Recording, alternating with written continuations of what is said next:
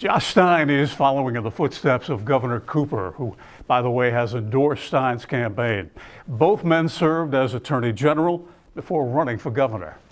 And I can't tell you the number of people I bump into who say, I was sitting on my own, someone knocked on the door, and it was your mother or it was your father. And once your mom or your dad knocks on someone's door, you've got that vote. They're like, if their parent is out here in this hot day, it's pretty awesome.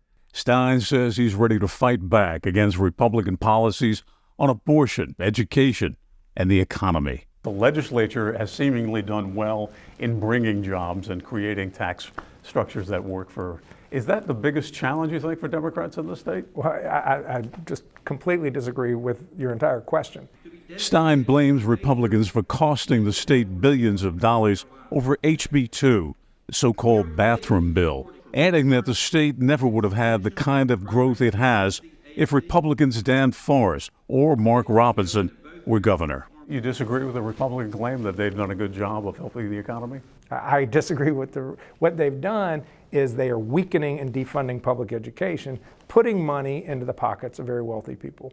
That is not a long-term strategy for economic success. If the Republicans continue to have a supermajority, which is certainly a possibility, why elect a Democrat into the office of governor? We have a legislature that is extreme and essentially unbridled, and they're, they're taking our state backwards in many ways. Stein cites reproduction freedom, voter suppression, and gerrymandering as examples of Republican policies that need to end. We have a right-wing legislature. We need to have counterbalance, which means electing a Democratic governor. Electing a Democratic governor is critical, but it's not sufficient. We also have to elect some Democrats, more Democrats to the General Assembly, because we know the Republicans are going to have a majority. We just need some counterbalance in state government. Just as the Republicans' frontrunner for governor, Mark Robinson, would make history if elected as North Carolina's first black governor, Stein would also make history if elected as the state's first Jewish governor.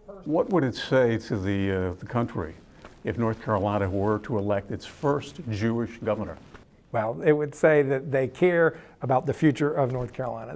That this state is about inclusiveness, it's about growth, it's about dynamism, it's about tapping into the incredible talent, ability, and drive of every person. We can't afford to leave anyone on the sideline. Stein says nearly every Democrat in the legislature has endorsed his campaign. Bill O'Neill, WXII 12 News.